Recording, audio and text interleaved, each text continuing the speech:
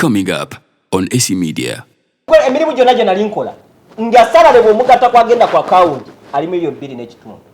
Naye ne mmala omwaka gumu n'ekitundu nga sirabangako $3 million nga zange. Kati zaabulirangawo. Awo we neebuuza nange. Naawe we nkubuuza ozirabawa. Kwega kisoboka okubeera ng'ayingiza se. Zeepise ziri mu kitundu ekyo eky'okubanga gw'ogaanye okukkiriza nti embeera yeetaaga okukyuka.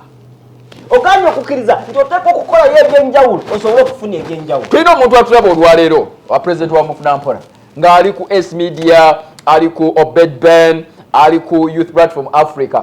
Ng'ebigambo bino eby'okufuuka nagwano alimu ekinyusi.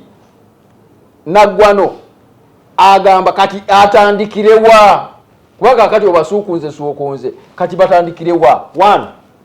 We inspire.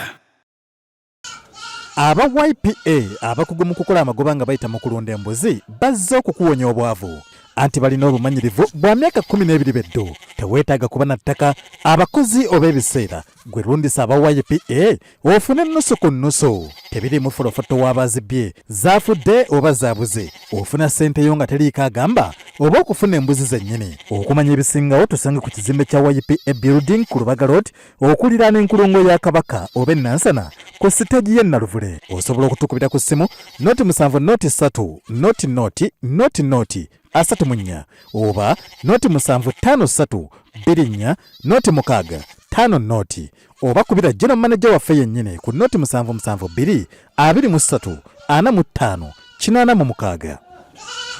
Ezikiriza soke nyanirize abali ku ESY Media mwe bali kutwegattako tubagala nnyo mwe bali nnyo kubeera nga mutambula naffe abali ku ESY Media Uganda mwe bali nnyo kubeera nga kyemuli tusabise nnyo okubalaba nga bwe twabasuubiza twatandise dda era tuwano ne pulezidenti wa Mufuna-Mpola mu ggwanga erya Uganda era nga tafuganyizibwangako obwakabaka bulimu yekka yeetooloola era olunaku olwaleero tuliko Obed Ben nga gwe ndi naye mu studio olunaku olwaleero ate ne ku Youth Platform Africa. Of course olunaku olwaleero bwe bagedde ku musajja oli omuzeeyi emyaka 8 kiningira engeri gye kinkutteko ne mmanya nti obwannagwano greatness. Yes, obwannagwano.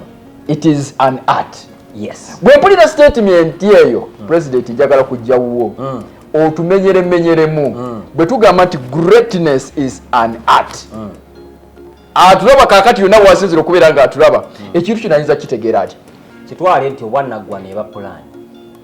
Obwannagwano pulaani yami ani agibaga? Naggwano yennyini asooka kubeera naggwano okubeera naggwano okuba naggwano weetaaga okuba ng'oli naggwano. Kati obitabudde kati obitabudde nikyo otegeeza okuba naggwano osooka kukkiriza nti oli naggwano osooka kuba naggwano psychologically. Then bw'omala okubeera naggwano psychologically n'obeera naggwano physically.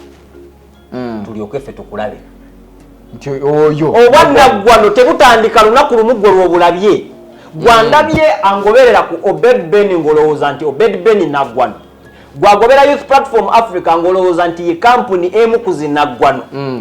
Oteekwa kubanga gw'omulabye leero okukakasa nti naggwano either ojje ozeeko ku office either ogenzeeko ku faamu zaabwe n'olaba kye bakola either ogenze ku website obadde ogobera TikTok messages zaabwe oba YouTube messages zaabwe n'olaba nga bannaggwano olwo lw'obirabye tekitegeeza nti lwe bafuuse bannaggwano. baba baafuuka dda nga tebanabana ku recordingayo wadde video emu. Baafuuka dda nga tebanabana kutandika office mwe barecordingira. Baafuuka dda nga tebanaba kutanula kigere kisooka. bwe bagamba nti obwannaggwano is an art baba bategeeza ki? Obwannaggwano eba nteekateeka. Kitwale nga golirawo. Golirawo is a plan. Genda mu lusozi ogende otandike okugoba bichimpanzi. You see how hard it is. Okugoba bichimpanzi. Gezaako okwamulako government. Eriwa. Yonna. Ale bayogera kubawo. Gezaako okwamula government y'aba Mufuna-Mpola. Werije ku president era gwe wali kutte bulungi we mbanka dde nembukuwa. Gezaako okwamula ekyo kirabika ng'ekizibu. You see how hard it is. Greatness is an art, and an art is a design. A design is another word to mean a plan.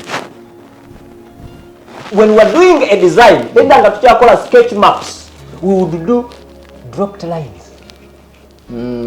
Ngenda kutandika kukuba Charles n'esooka mpima. Abamu omuto wano gulimu omutwe gulimu empumi. Empumi yino wano n'ogiteeka n'oyosooka kukola bu dot then bw'omala n'ojoyininga buki n'obulamu bwaffe bwe tubanga tunaabeera obulamu ideas obwannagwano bujja mu bitundutundu tebujja bulamba. Omuntu azaalibwa nnaggwano oba era watuuka ku egi buli muntu nnaggwano bifiirawa enjawulo weebeera budooti buno bukulema okujoyininga. Oyinza okugatta ennyindo ku kutu kati agenda okulaba ng'afunyemu kimente abadde akuba omuntu nadduka misiini. Wegamba bwe buba bugagga n'obugagga nabwo bagattya bugatte ogenda ogiga budooti buli kimu. It is a dot. Greatness is in everyone. That is why we say discovering the genius in. Njagala okubuuza president. Ebiseera bisinga obungi tulabye abantu bangi ogambye buli muntu azaalibwa alina obusimu obwannaggwano. Kiki ekiviirako abantu abasinga obungi bwe batandika okubeera nga bakula mu bulamu obwannaggwano buno okugaana okulabika? Busamize. Abantu bakyasamira. Abantu bavudde ku kusamira nga basamira n'ensaasi nga banyeenya. Bavudde mu kusamira mu kugenda okuteekayo ebigali. Bazze mu kusamira okwalaali okutaliko agamba. Kwe kutya? Kwe kusinza Charles. Waliwo omuntu ayinza okuba ng'agoberera omuntu nga folowa wa gundi naye ng'amimitatinga. Akoppa bikoppe. Akoppa oli buli kyakola. Bw'ateeka wano katatu naye n'akateekawo. Bw'awumula okutu naye n'awumula. Bw'ateeka wano kaziro n'akazira. That is secularism. Obwo busamize kuva ku mulamwa. Kwegamba omugoberera Obed Ben oteekwa kugoberera ideas z'ayimirirawo ku lwe. The ideas I stand for. That is the only reason you should follow. Following Obed Ben because he is smart. Then you want to be smart like him. Oli kukafu obwo busamize. Oyo yaba asamira. Oyo asamidde. Kati greatness yaba tajja gituukako. Greatness. The opposite of greatness is what? Obwannaggwano. Ndowooza oba oli abeera omutiitiize. Dampness, I think. Oli kwegamba tolowooza bulungi oli awo olinga kigaali. Okubeera opposite ya naggwano. If you are a daft. Okubeera eyalemererwa obeera wakoppa bubi. Waliyo n'okoppa okulungi? Buli kimu kukopa. Naye engeri gy'okoppamu. Kakati ono akoppa n'akopperamu erinnya n'akopperamu ekiraasi. Abali ku Obed Ben TikTok account, abali ku platform Africa, abali ku S Media mwe bali nnyo kubeerayo. Ntandise okulaba comments zammwe nange ezinsesa oluusi. Mu maaso awo abagala okubeera nga mutwegeginga okubeerako bye mubuuza ku kintu kino ekya greatness is an art. Kubanga kikulu nnyo bw'otambula mu bulamu gwe n'olowooza ati nno ekyo ky'oli waliwo akulemesa kyekino kiboogerako manya oli mu bulamu bwakukoppereza. Tubadde tukyali ku kibuuzo kyaffe lwaki abantu balemererwa. Njagala kulaga waliwo kye bayita assimilation, ngeri ya kisenyiga. Waliwo kye bayita osmosis, kwegamba mbulira gw'oyita naye. Kati twasomanga osmosis nze saabitegeera nnyo ebyo kuba byali tebingaza nnyo era nakimanya nga tebingaza nnyo. Kati oli mu mbuzi. Naye ebigambo ebyo ngenda mbyewola. Osmosis batugamba yengeri omubiri guno gye gusobola okwabuzobinga amazzi nga naye tebagufumiseemu teguyiseeko katuli wabula ne gava muno ne gadda muno.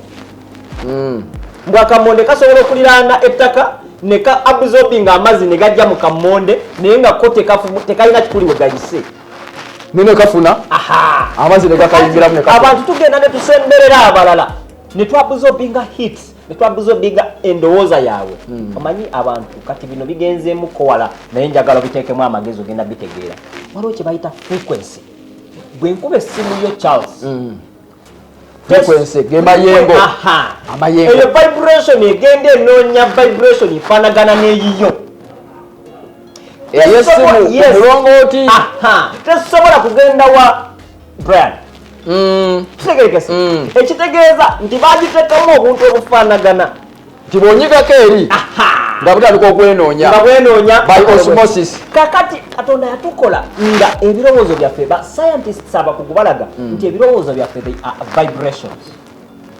Vibrations zino zigenda mu nsi nga zinoonya gw'ofaanaganya naye endowooza zisobole okukwatagana. Ng'omuntu ne wabeera India nga ng'oli Uganda naye ng'endowooza zammwe zifaanagana mubeera mwogera. Era okumanya muba mwogera musobola okusisinkana olunaku olusooka ne mubanga abeera bedda. Kyova olaba otera okusisinkana omuntu n'omubuuza nakulabawa naye nga tomulabangako.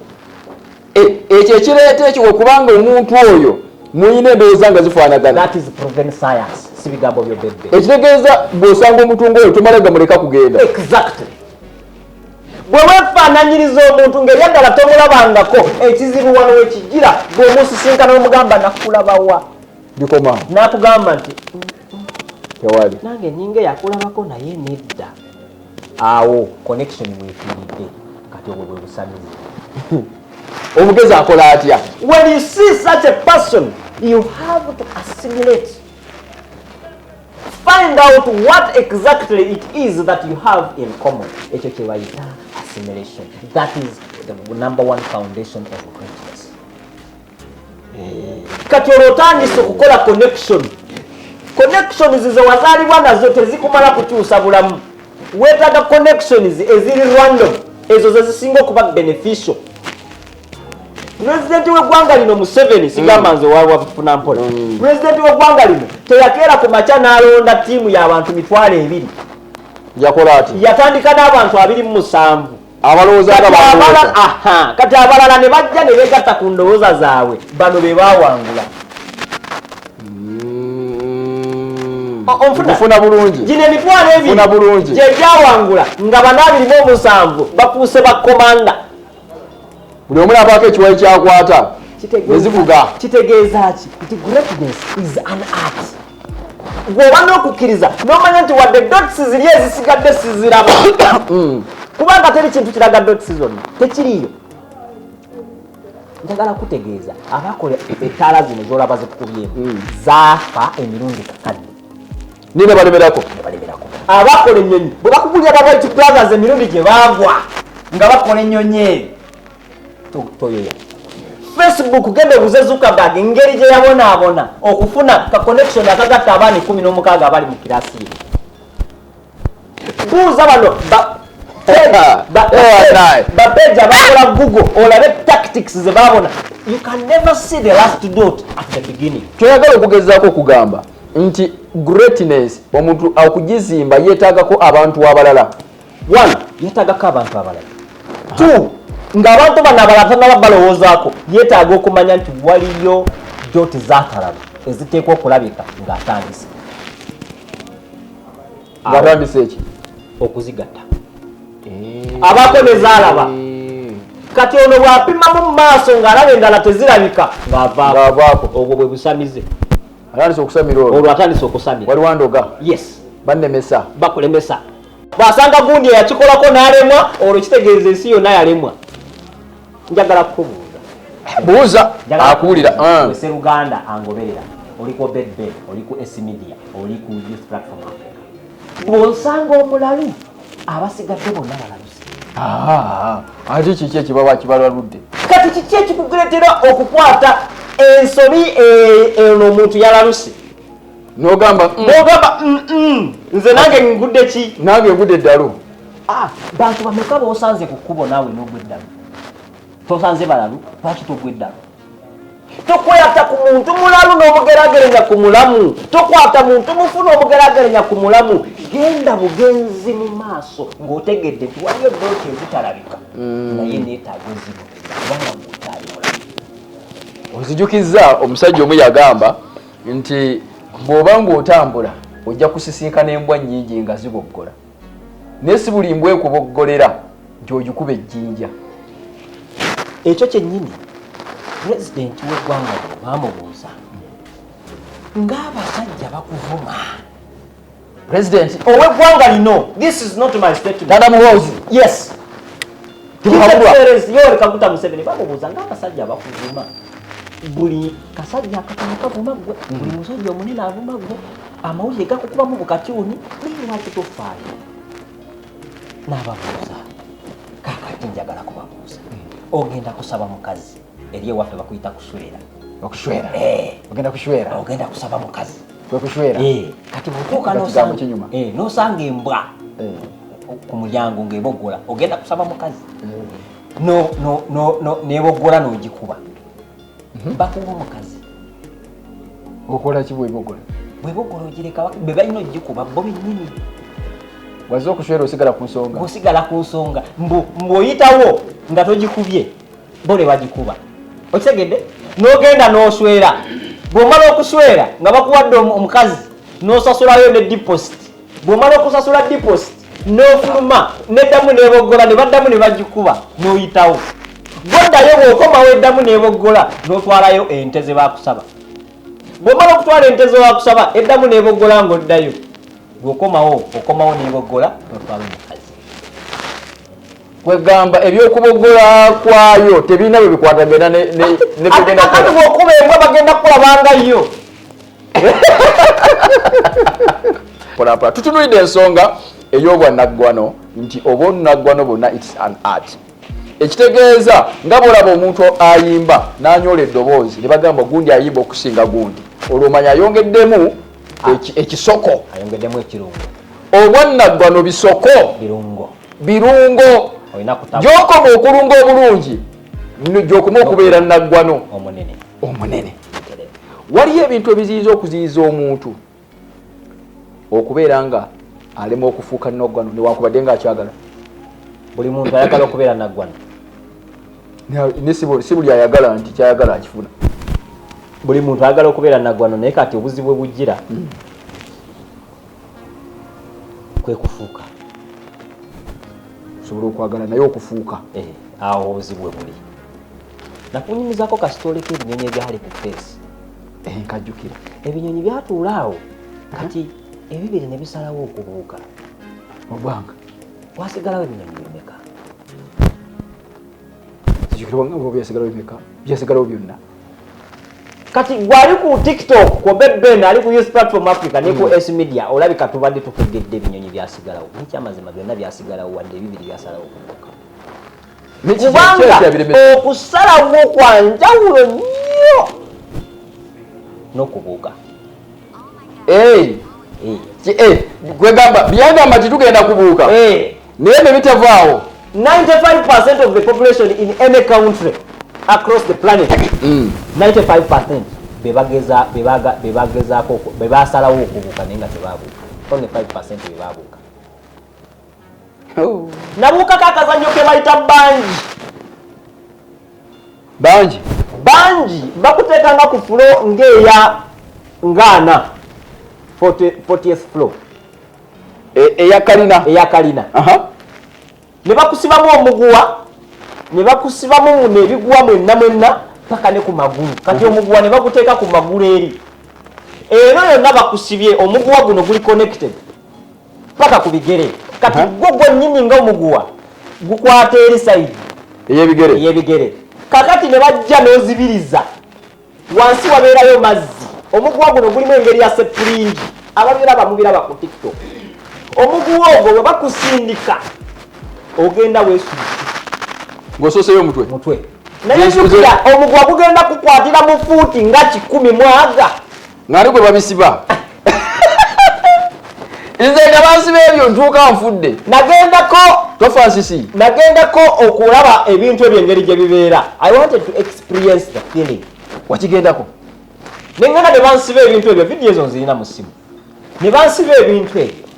Bwe babisiba wenjagala okuwulira awo neŋŋamba kaŋŋende ntuuka wakati neŋŋamba neddi ng'okkirira bwe ngala tebannaba kunsikumayo nentunula wansi gyendaga nendewozaako nendowooza ku mwana wange nendowooza ebintu nendowooza wa president abayo ebyo mbirowoozaako nga nakalaba abantu nga 17 bagwayo ne baseka naye bwentuuse waliwo nnyini ku point ekkirira ne bagamba agenze kati watuuse agenze nendaba okufa kwennyini neŋamba wanoovira muloge nensooka nzirayo nensokopeemu eddakiika paamu eddakiika nensooka nzirayo nenzisa in out kati ngenda nensituka numba njagala kubeera nagwano eyagenda wansi mu fuuti 10 nenga wansi nensituka kati ngenda okutuukayo ekyamazima neegaana koolo saabu nabalamu obwa pulezidenti bufudde nembalamu obwa general manager sikyaliyo ngenda okulemala banambuuza wali badde okola ki ninge omwana wange ali mu P5 agenda kukola atya neŋŋamba nedda sifiira enowooza yakisire nofaanana ekinyonyi kiri ekyagala ndigenda kubuuka nenfaanana abantu abasinga baku kinyonyi okomye ku bantu abagamba nti ku luno enkyantandikirawo ngenda kusiga walipi ogirabidde ebbanga myaka 12 ogiwulira ku TV ogiraba wano ogiraba naye kakati bw'osanze abalalu nawe n'ogoberera abalalu nga ne tumanyi abantu abalalu babuuka bagwa mu bangi basituka baseka wow the best experience wow bw'ozze n'otuukayo n'obala ng'ofudde ngeyali afuddeko bw'otya n'otafa wabula oyinza okutya n'otafa kati bwenaddayo muhotel nali nsuze because bali ngenze ku vacation bwenaddayo muhotel nali nsuze nendowooza ku binyonyi ebyo you know I have life stories zenategeera oba zaali ntuufu oba si ntuufu naye nga nazitegeera nezifuuka kitundu kikwamu so I saw myself as a failure okulemererwa bangi ngamba kakati ku bintu byenkoze mu nsi eno lwaki kino kigaana bankubako wansi ebyenda ne bifuluma ne baddamu ne batunga nennamuka namalako ennaku nnya nga sirya nennamuka nasula mu kigoma emyezi 3 nesifa nensula mu kibanda emyezi 2 nesifa nensula mu kayumba ka sikaali okumala omwaka gumu n'ekitundu nesifa pulezidenti mwebonyebonye nnyo kakati baagi yegenda okunzita kale kasawansi wali amazima nnyo okuwuga ku luno naddanabbigi katembuke nga tebasibye nobagamba nti temulwanawo baba okusiba nga situluddeeyo ne ŋŋamba aizulu genze enduulu gye nakubawo nga nzikirira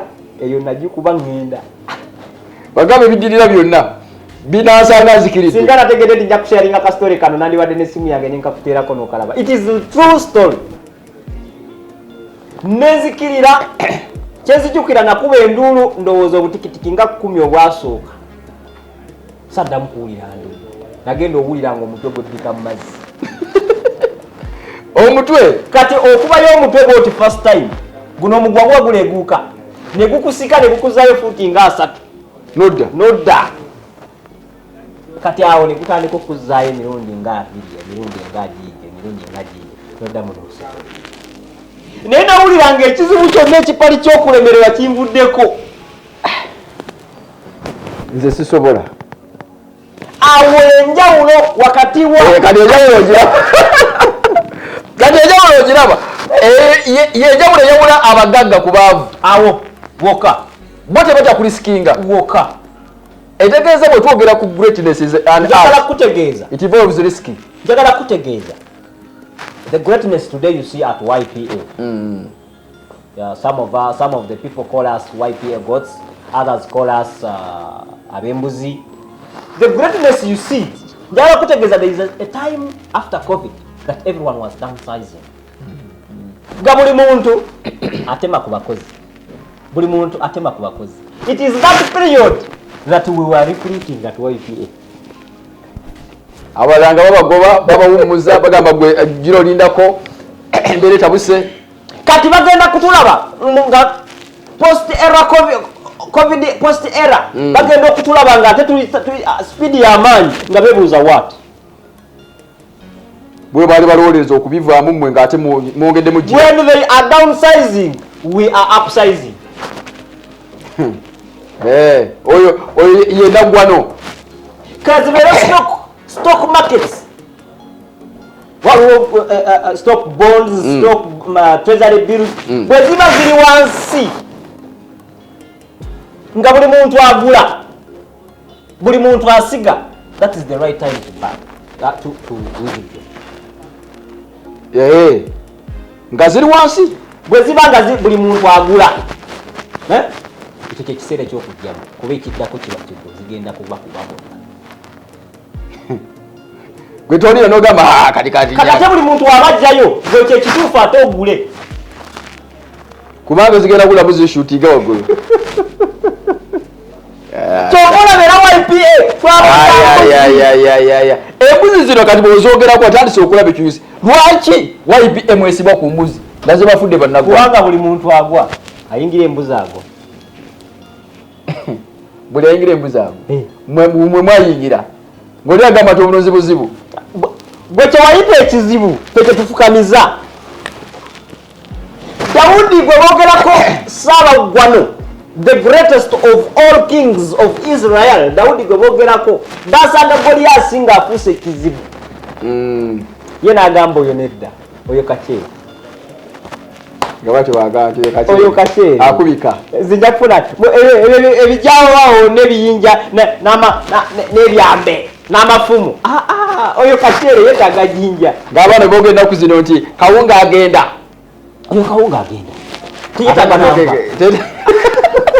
oli ku IPA TV oli ku Obed Ben oli ku SC Media akamugezi konna kuno tuli awo mu ddiiro lyo mwebale nnyo abasubscribers ndaba nga bu likes bweyongera kyonkoledde kyekyo kyennyini yongera otapingemu ate sharinga konde muno kubanga gana amagezi president yagamba agenda gagabiranga bwereere ebyo byolaba ebikutiisa munange osobolera ddala okubimalawo n'otambula obulamu nga bulungi nnyo. Njagala kubuuza kibuuzo omuntu ayagala okufuuka nnaggwano okweyunga ku bannaggwano nga mmwe b'oyogeddeko aba YPA kubanga mulabika discovering the genius kyosoose okutunyonyola olina ng'agamba naye kati njagala kubeera nga neevumbula ekyo genius endimu eveeyo akola atya okujja okubeegattako. Ekisooka togoberera abalalu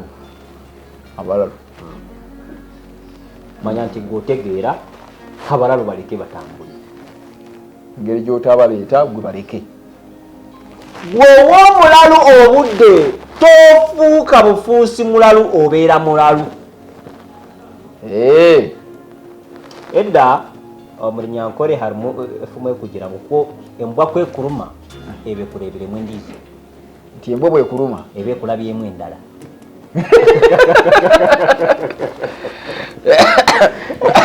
nawulidde ku makyonyumya embwa eyasuula eggumba nebuuka ekwate eggumba eddala mu mazzi neswali yali ekutte ate neyeekwata era ewaffe mwe bayita abahima abanyankole tetudduka mbwa ate embwa tezituluma bwejjookola otya kugikuba kyetuva tuba n'omuggo saawa tuna kwerinda embwa bwejja neekuluma n'ogikkiriza neekuluma naawe ofuuse embwa kuba embwa erina kulwana nambwa ginne waayo tuvola bekwata omubbi kuba oyo naye embwa sikuvuma bweoba mubbi manya kyoli kubawo nyaawo embwa okuluma eruma mbwa ginne waayo kyovola batezigwa mu kulwana mugobe ne bwe ziba zizanya bwe zeruma kubanga ewo lwe lulimi lwazo bwejja nekukwata ekiteega gwoba oli musuukirivu nga ki ofuuseyo ku olwo bwe kukwata oluteega toyina kyanjawulo kyolina ekulabye ng'ofaananira ddala yennyini gyerina okuluma olaba ababbi bateralisiti embwa zibakwatanga bulijjo kubanga bwe mutunulira bweki erabira ddala ng'ono kakati takyali ku muzuulu ono yeetaaga kukwata ekibwa kyennyini kibwa kyetaaga kukwata Because it is obvious you cannot make money by scorning, you cannot make money by stealing, you cannot make money by forceful attaining. Yonogama tizezage jazifuna false by false pretense. Ebyo byonna tebisoboka. Webuzabuza ogezaako bugeza.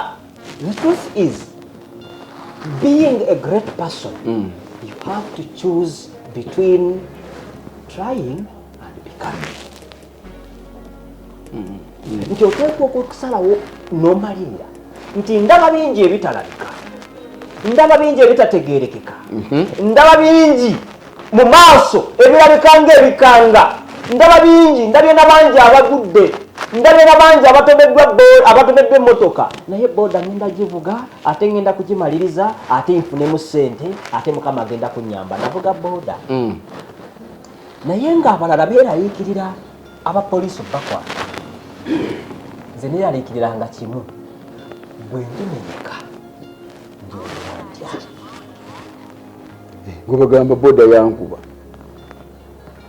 Nze muntu eyavuga booda nga siina ssimu, ab'ewaffe tebamanyi gye ndi, be nali nkola nabo tebamanyi gye ndi, booda ngivugira mu kakookolo nga ne covid tanabako. Lwaki wali weekweka? Status gye naliko kiringa nga leero bw'okeera Obed Ben n'agwa, kakati naggwa ensonyi. Naye luli nali TV presenter, radio presenter, newspaper reporter. Mu kyaki wali mbeera ku mwanjo, mu meetings z'ekyalo n'ez'ekika mbeera ku mwanjo, musajja akola ku TV. Kakati nzize ku booda bagenda okulaba omulalo awedde emirimu. Omuwala gwe nali nkwaga ebiseera ebyo amanyi yafuna star, agenda okunkyawa olw'okuba ndi ku booda, kati nga ninamubulako. Kwegamba nga bw'obeera kuloberanga mutujju. Kati nga kyensaba kiri kimu, Mukama Katonda nyamba maleko omwaka guno. Gwokka gwe nkusaba, mu mwaka gumu nafuna miliyoni 10 n'enva mu mwaka gumu. Wazitereka n'ozitereka mu bulumi. Era omukyala teyamanya. Kati abitegeera luvannyuma. Ng'obyogerako. Akatambika ebikula bwe bityo. N'agamba ekisajja kino kyabakola. Kakati ngamaze emyaka gumu n'ekitundu. Bw'obimunyumiza agamba ati yaga okubawo konyaawo. Abantu bamanyi okuddukadduka. Tabitegeera agamba kakati nze bwe nandibadde nandikubedde taata mugambe mbeereganyi tundako ente nga 10 tutaase embeera. Naye bino ebyokuvuga booda ebyo byetaaga mmwe era abapulezidenti baabamufuna ngo. So nali nkola omwaka gumu n'ekitundu. Omwaka gumu n'ekitundu. Sirabangako miliyoni 3 naye nga buli mwezi mbalansinga 2 kitundu. Mu booda. Omulimu gwe emirimu gyonna gye nali nkola nga salale bw'omugatta kwagenda ku akawunti ali miliyoni 2 n'ekitundu. Naye ne mmala omwaka gumu n'ekitundu nga sirabangako miliyoni 3 nga zaala. Kati zaabulirangawo. Awo weneebuuza nange naawe wenkubuuza ozirabawa.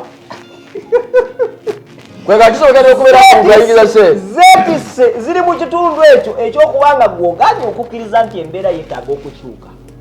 Ogaanye okukkiriza nti oteekwa okukolayo ebyenjawulo osobole okufuna ebyenjawulo. Tulina omuntu atulaba olwaleero wa pulezidenti wa Mufunampola ng'ali ku S Media, ali ku Obed Ben, ali ku Youth Platform Africa.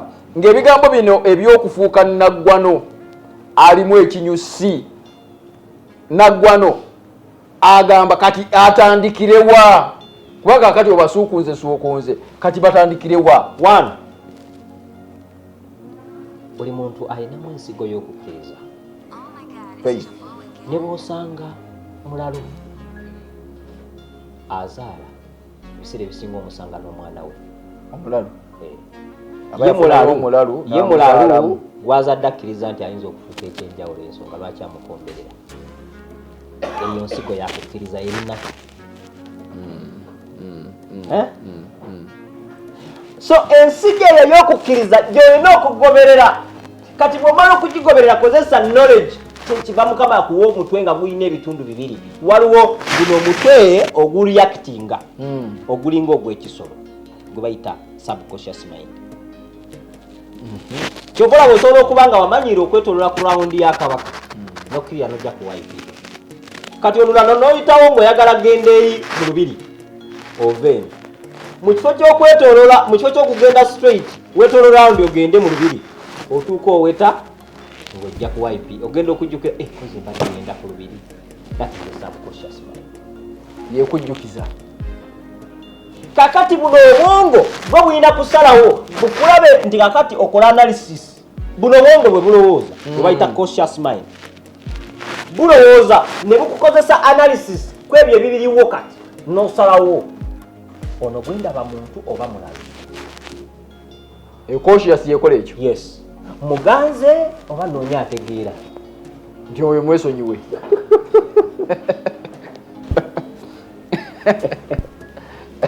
so nga tonnaba kunoonya muntu jjukira bw'ofunye ekiroto kyo olabye dream yo olabye purpose yo mu bulamu olabye nga weetaaga okuba better one noonya ali better gwegoyogera naye ekyo kimu ekyo kyakubiri beera n'okukkiriza noonya muntu ali better ezo kati otandise connectinga dots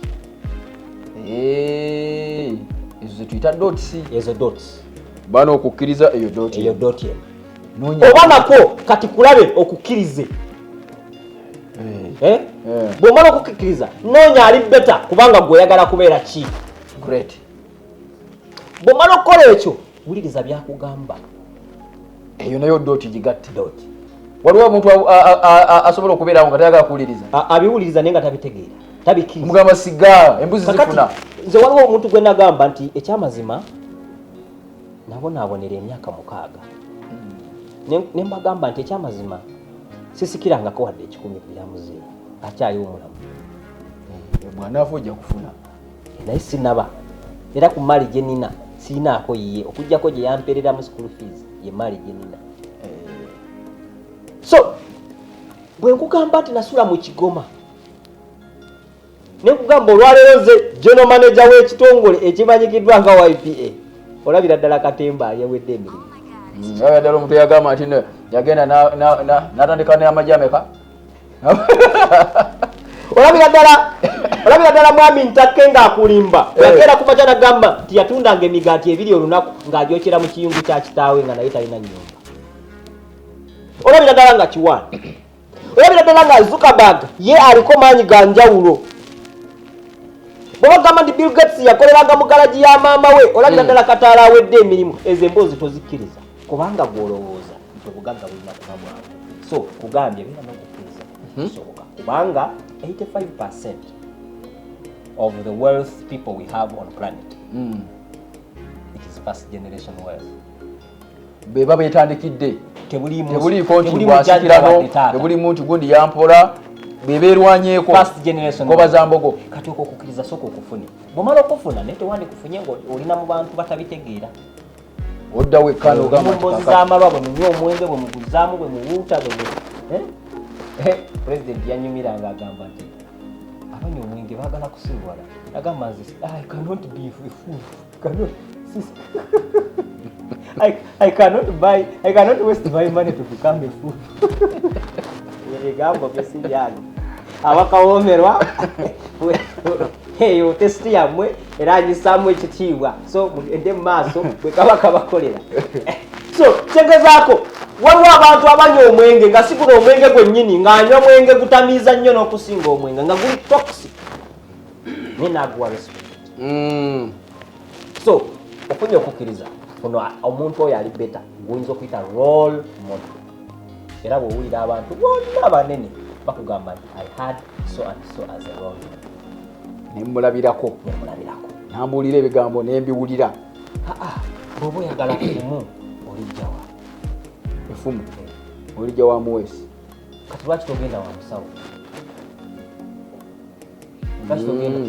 lwaki togenda wa mulunnyanja kubanga ebisi yabikola kakati olimu nekintu kyeneebuuza obanga ntututegeera bulungi seruganda mbuulira mba ntegeera bulungi bwe nkeera ku makya nga njagala fumu nengende w'omulu nnyanja akefumu ziraba mba ntegeera bulungi ddala ddala. You are looking for the greatest in you and you are looking for the poorest in them.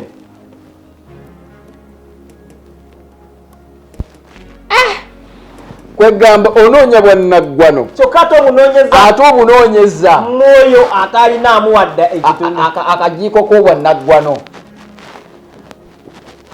akuwa amagezi era kyakugamba olwaleero osobola okuba n'esonga eno nensanga naggwano nempozi nga so nenjireka kubanga osanzeeyo omuntu akugattako kwegamba mugere ndala singa wano wajjewo akasimu nga ko kanjawulo n'okatunako nga wano mba siriiwo oba wagenze dda mba siriiwo kubanga naawe onjagala olw'okubanga nina kyenkugattako bwe mba sirina kyenkugattako ngenda kufuuka wa kisiraani ngenda kufuuka wa kizibu nga buli lwondaba lwofuna ebizibu ng'oli agamba bwazuuka kumenya nasanga embwa olugendo alusazaamu webali kati oyo naye ntegeerayo so okweddamu entegeera ngeezo wetaaga okuba nga bogasseeko botambula nabo bannaggwano bwobanga otambula na bannaggwano sooka omanyi kiki ekibafudde bannaggwano bakope one ng'oyagala okufuuka naggwano tolimba okulimba kunywa mwenge otamiire mbuweerabira ebizibu bibeere ng'ebiwonye naye nga ate bisigaddewo ate ku makya ogenda kubiddawa kati gamba wakiri ekiro wandyebase mubyerabira naye kakati teweebase kuba wadde otamidde oli mu kulekanira abantu ate kukedde ku makya nkyo kyokwebaka tekudinye ku mutwe obaire omulimba n'emitwalo 5 gye wanditandikiddeko okusasula ebbanja naye ogenda kubanga waginywedde kati ate oze mu negative ennaku n'obusungu n'ekirwa ebikweyongere when you lie oli mu kulimba gwe kennyini toli mu kulimba bantu oba gwe kennyini gwe weerimba 2 tobba stealing tebikola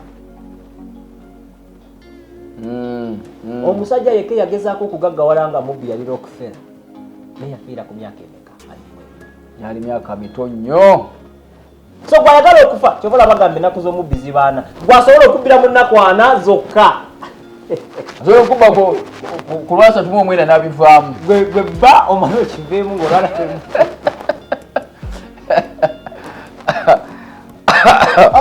imanyi nakumanya wandaobategera kyetwogerako nnaku olwale kubanga buli muntu yenna ayayaana kubeera w'amaanyi naye okubeera ow'amaanyi tebigwa bugwi waliwo principles waliwo ennono z'olina okugoberera osobole okufuuka ow'amaanyi njagala kutegeeza tosobola kuba na mukyala ali lubuto n'ogamba nti kakati omukyala ono ngenda mukubisa bulooka naye akitegeere omukyala ono ngenda kukwata eŋŋumi nzikube ku lubuto antegeere ne bw'onyiiga nnyo ndabirira omwana ali mukulabirira tannaba na kunyiiga alabirira mwana kwata eŋŋumi ku lubuto alabirira muki omukazi n'amutuuka upside down bwamuwenuwa naye ali lubuto myezi nga 8 ebyo mwebikola olubuto luteekwa kuvaamu. That is what we are talking about. There are things we don't. There are don'ts in the greatness pursuit.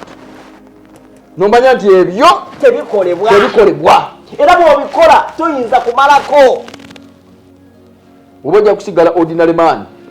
Ekisooka kugambye weetaaga okuba nga tolimba. Ekyokubiri toba kubba.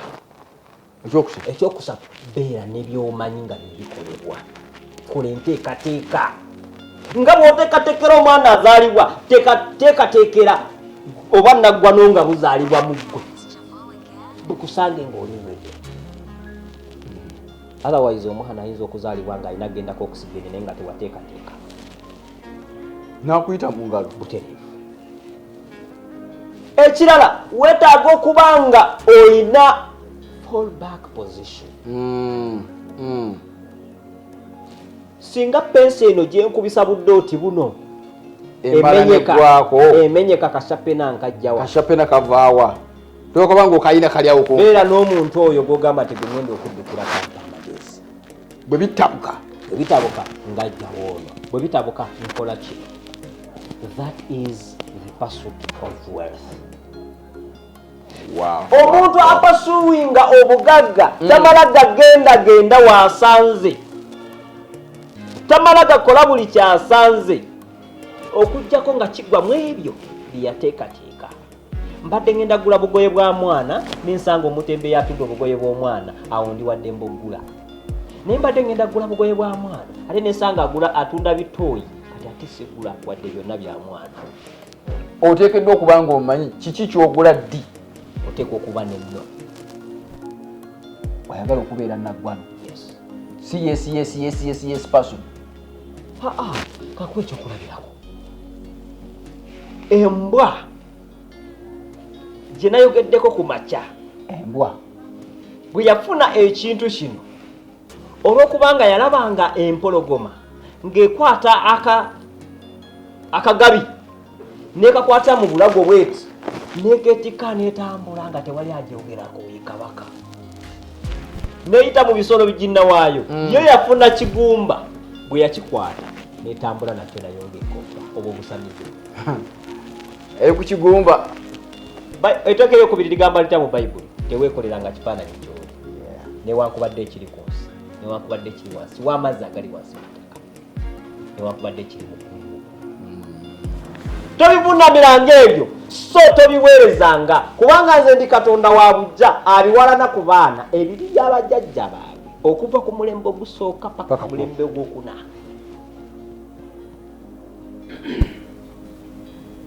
Eryo etteeka eryokubiri mu Bayibuli. Nagwano talina kusinza. Nagwano tosinza buli kyasanze. Nagwano amanya Katonda omutuufu waali. Nti Katonda njagaliza ki kubeera nagwano? Yensonga lwaki buli muntu gwe yakozesa mu Bayibuli yali nagwano. Buli muntu kye baba bamuwandiikako yali nagwano. Waliwo eyali amuyigganya n'amala n'akyusa n'afuuka nagwano Yesawu. Ne bamukyusa erinnya n'afuuka Pawulo. Kati goli mwavu balina okutuusa erinnya ofuuke mugagga. Ku myaka 36 waliwo bampita muzeeyi. Myaka 36 muzeeyi yatuuse. Taata mukulu. Bino sibikuwulira naawe kinnyini oyinza okuba obiwulira ebyo. Oba yennyini okuba nga yabikuyita.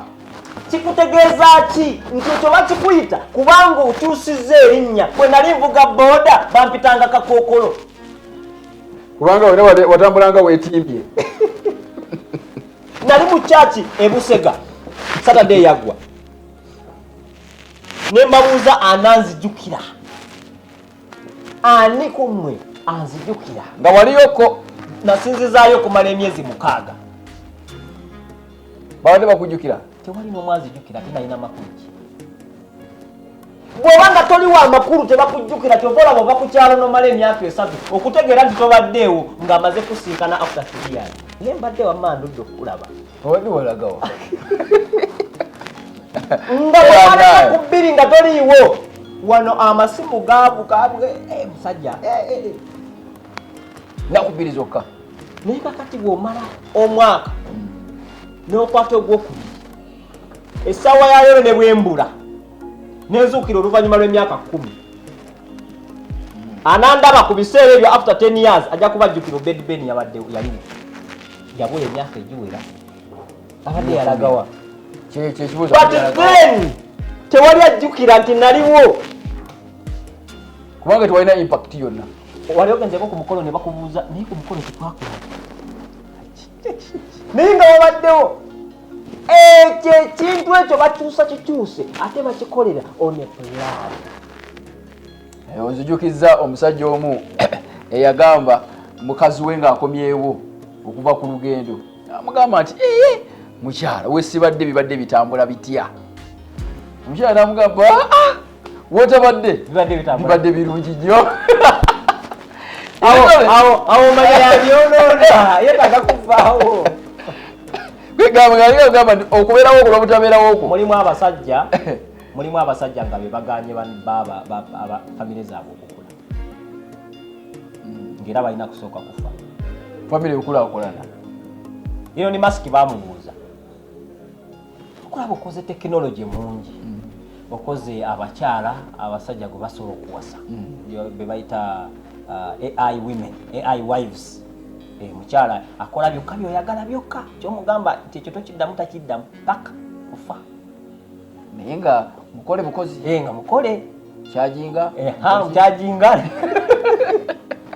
masanyalaze ogamba tegaliiko oyo taba mukyala simanyi oba kakati bamubuuza okoze gundi emotoka baziyita Tesla okoze simanya SpaceX twita ogikyusiza efuuse X kakati naye njagala kubuuza lwaki tokolayo ka tekinologi kawangaaza abantu era ne masiki yaddamu mu bikiibwa ebingi agamba nti ensonga lwaki sikola ekyo abantu abamu bafa bufi kuwona bawona some people yakyogera mu luzungu some people are so rigid that they don't change so to get rid of them they have to die. So if we give them longevity, they are going to stay here for a long time with their rigidity.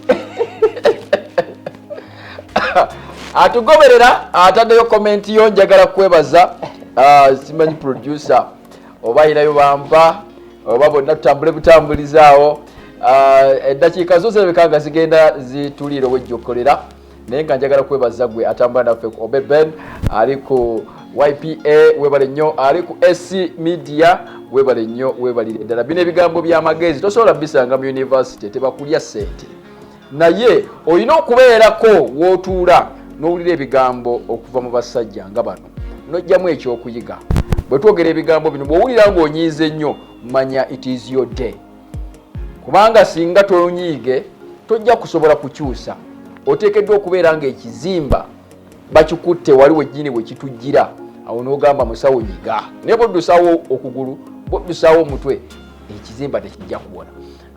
Ssentebe ate nga ye pulezidenti wamu Mufunampola abantu abakulaba ssebo essaawa eno baagala okumanya tuli mwezi gwa 10 mwaka gutambula abantu balina ebirooto bingi nnyo ngera bamanyi nti omwaka ogugwerako bajja kuba bafuuse bannagwano oyinza bawayo ebigambo ki ebyessuubi ebisobola okubayambako bino bye baali balowooza nti bigenda okubayamba okufuuka ab'amaanyi nga bw'okyogerako olwaleero okubeera nga babituukako bombaagalira esigadde okumalako 2023 siri munnabyabufuzi era sisuubira kwesimbawo naye ebimu ku bye bambuuza bwe twali mu economic forum NBS bambuuza nti parish model erina byekozeeko eyo wammwe nembagamba nti byekoze byo bingi naye mu byetagenda kukola okugaggawaza abantu si mu bubi. It is a good initiative very good initiative but assigned to wrong people. Omuntu yafiirwa akakadde sikugamba nti takafunangako yakafuna ne kafa tanaba kukyusa ndowooza omwongedde akalala ekyattakali kigenda kukima ne kano bw'olunaku lumu empologoma yasanga endiga ng'enjala egiruma empologoma negamba endiga bw'otandetera kyakulya ngenda kukulya ko endiga nti nzigulira ngende nkuleetera ekyaki ekyokulya endiga nedduka nerimbalimba wandogoyo manyiye musajja watu nampa wengwa tali mu nsiko tali waka. It is not a domestic neither a wild animal, it is there. It's in the middle. Wogisanze mbu bali bagenda okugabira bali bazasayininga ku responsibilities nti bwogenda mu nsiko embizi eno ya mu nsiko eno ya waka. Yembizi bajawulamu emirundi ebiri waliwo ya waka neyo nsiko. Kakati embogo ne baziteeka ewaka mu nsiko ente ne baziteeka waki ewaka. Kati endogo yi agenda okujja nga kabaka agabe obuvunaanyizibwa avuddewo. Kati nedduka ene waka egenda obuuza abe waka nga bagigamba genda ku ttale.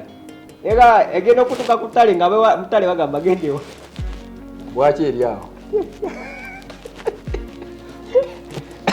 So endogoyi bagirimba ndi kabaka akuyita akuwa obuki obukama obwakabaka obukulu obwami wandogoyi nadduka najja ne bamulya waite ennaku empologoma neddamu nti gwe nno ssebo bw'otaleeta kyakulya nkoze eki nkumaze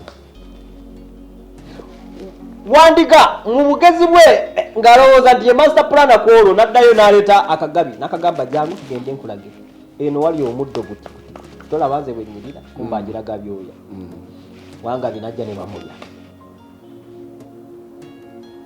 wampologoma ne baddamu ku lunaku olwokusatu bwe yaddayo tuluno yabulwa n'akomawo awo abe nti nkoze ntya biganye olwo lwe bamulya naye bwe yali afa wakibe yajja n'amulaba n'amugamba naye gwe mu busiru bwo bwe bakutuma munno walowooza nti oli munno gwe balidde yo aliko masiki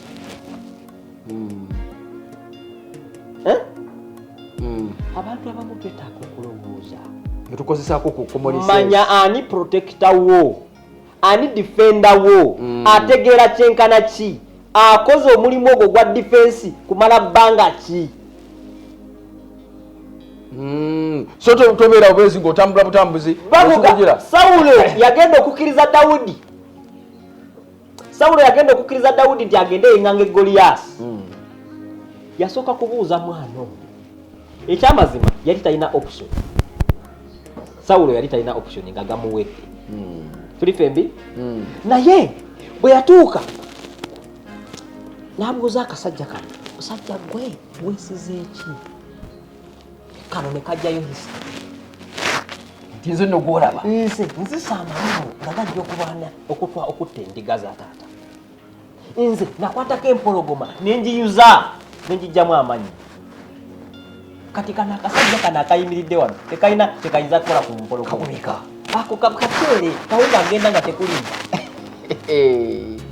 oh my god and this history was enough it was a very very heavy CV for the battle, very best option for the battle, and indeed it was so.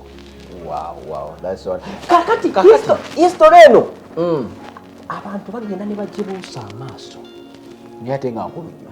We use the history to predict today and we use today to assess tomorrow. Kakati president wa mufuna mpola obudde bwo bulijjo omanyi bwe tubeera nawe tetwagala tukute naye tumanye olina obuvunanyizibwa bungi nnyo naye wetwatandikidde wayogeddeko ku Youth Platform Africa wayinza okubeerayo nga waliwo atulaba ali yonna waali ayagala ogamba njagala kweyongako ku movement eyo giyite movement giyite kampuni ngagamba nkole ntya akoyo obwavu bwaluma jjajjaawe ne buluma maama we ab'ekika bonna bonna tebakyakwatagana lwa bwavu akola atya okubeegattako njagala kutegeeza gwe wena ali ku Youth Platform Africa ogoberedde ebbanga ddene tukwebaza era tukussaamu nnyo ekitiibwa ali ku SC Media okola kyamaanyi ate ali ku Obed Ben oli wa tabu kakati ensonga gye njagala okutegeeza yiino obugagga tubutadde kumpi nnyo naawe wooli nga Youth Platform Africa tuli bakugu mu ekyo kye tukola tuluuza embuzi okumala emyaka 12 emyaka emeka 12 gumu paka 12 nga Youth Platform Africa tubaddewo emyaka egisukka mu 13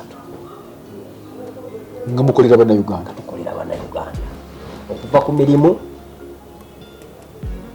wano n'ebweru okutuuka ku saving schemes omuntu mwasobola okupatinalinga ne banne ne beetuusaako katugeze emmotoka ne bagula ettaka ne bagula ebintu ebyenjawulo ekyandibadde kirwawo ng'akikola bwomu ne tutuuka ku investment projects muyinza okuteeka ssente kubanga twategeera nti mu madaala ganaasatu nze bwe nali nsoma primary nava mu P5 nenkola P7 nenfuna 13 aggregates wabuuka ekibiina ekya P6 saakisoma actually ne P7 saagisoma nali mu P5 yonebu n'atuuka nentuula waliwo registeringa twaregisteringa mu byokusaaga tugezese tulabe Actually, it was a bit of kuwakanamu, an argument. Nja kukikola nja kikola. Kati abasomesa babiri bali bawakana nti oyo ne bwe muteeka mu P7 asobola okukola ki? Okuyita. Ne bakuteekayo. Ono n'awakana kati ne basiba ssente ne bansibirako. N'okikuba. Ate ne ndigesitalinga mu linnya lyange ensobi gye baakola. Kate bwe namala P7 nga nfunye 13 n'addayo mu kusoma mu primary. Wamalira. Omuntu akola atya? So, kyenjagala okutegeeza nti kakati gana amadaala asatu bagakola nga nze bwe nakola n'ava mu P5 n'agenda mu P7 kati bano abasinga bwe bagirira. Bino ebyensi byawukanira ddala 100 ku 100 mu byekisoma mu kiraasi.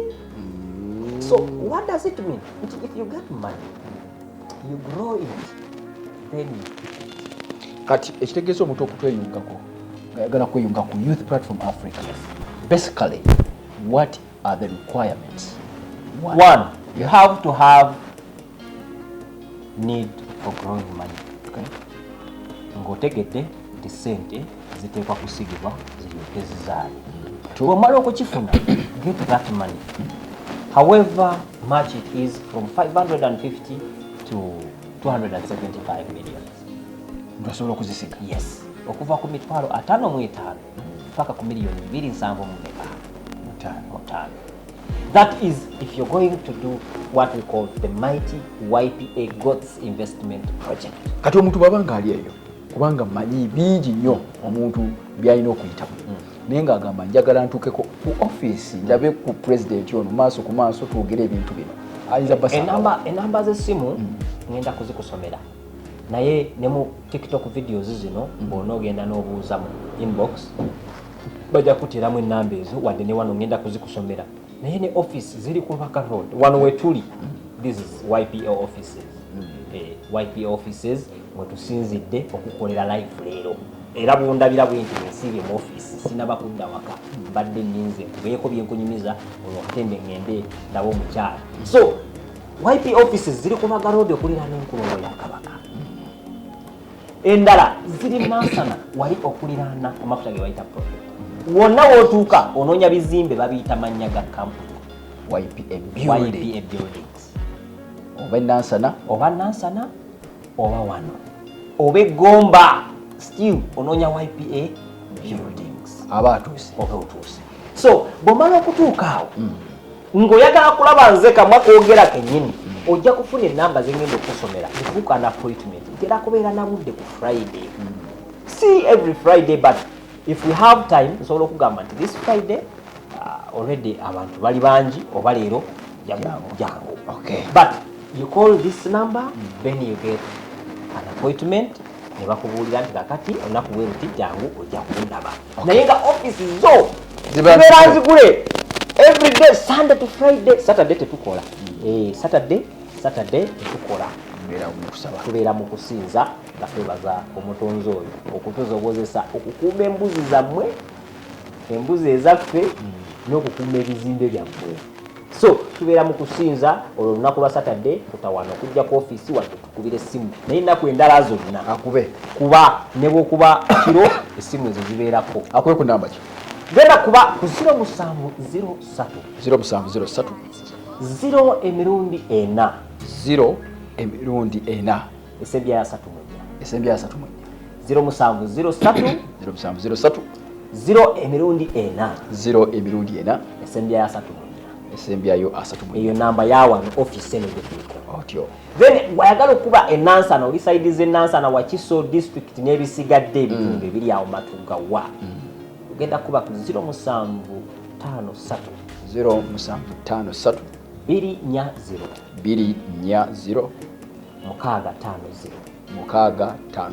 Ennamba ezo ziri ku WhatsApp era zibeera zikola. Kati gwayagala okubukinga appointment mu office yange ogenda kuba ku 0772 awo oba oyogera na president yennyini oba ofuna assistant we naye ng'ebiseera ebisinga nze kennyini ze mba nayo 0772 234 234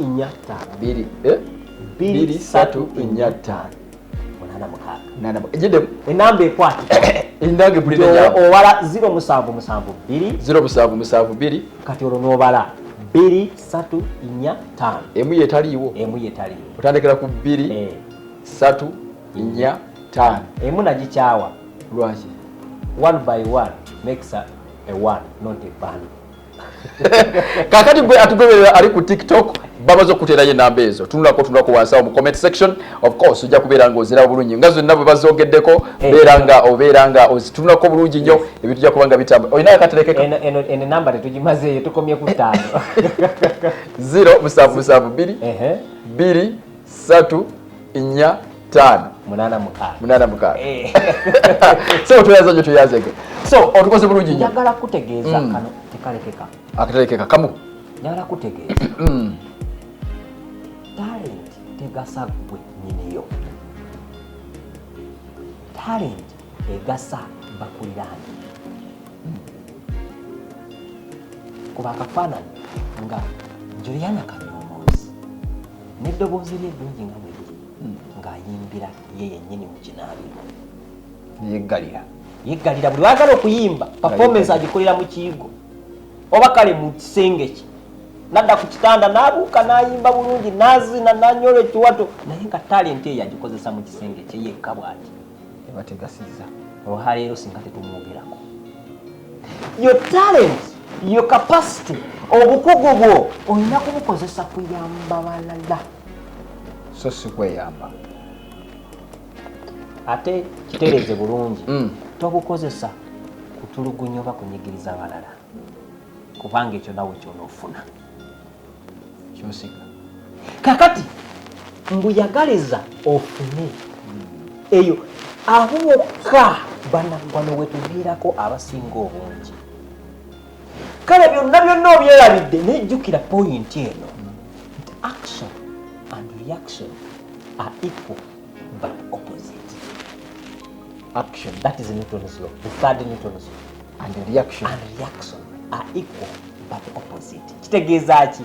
Engumi gyekukubye gemaanyi gegamu obulumi gwe bukozesa okunnuma bw'okuba ekisenge bwoti ekyo ky'owulira ekisenge kye kikuddiza is the reaction. Kitegeeza buli kintu kyonna kyokola bw'okisiiga langi ekyo ky'olaba mu maaso go ye reaction. Kati fenga YPA ensonga lwaki tuli batabbu leero lwaki tuli bannagwano si kwewaana ennaku z'omwezi 15 tugenda kulambula 15 that is next Sunday but one tugenda kulambula bannagwano abateegattako abali ku kibinja eky'amaanyi bagenda kulambula si mbuzi zaffe embuzi zaabwe zennyini 15 bw'ogenda kubeera ng'otufolowinga ng'olaba videos nga naye tolabamu mbuzi olaba abantu ezaabwe nodebali obuzi obujjanzija tulina discount etambula. Discount is 5% off. Eyajaga egenda kulanyinga paka nga independence ewedde twalaba nga mefuga gajja era tetusanyuka nga YP okubanga tulina mefuga naye kibuuzo naawe weefuga so omuntu ajje afune 5%. Jangu weefuge nga tukutemerako 5% okole investment. Wow. Youth Platform Africa yagaliza ofune siga okuganja ojja kufuna kuganja eyo sibuko y'ebintu byonna byetutambulirako buli munnagwano gw'olaba Daudi yasooka kwagala utaasaba Isirayiri era yafuuka naggwano. Pulezidenti w'eggwanga lino Uganda intensioni zize yayagala ajjewo ekutta abantu n'ebintu ebirala ebyaliwo era kwetuyingira ki ensiko nanunula.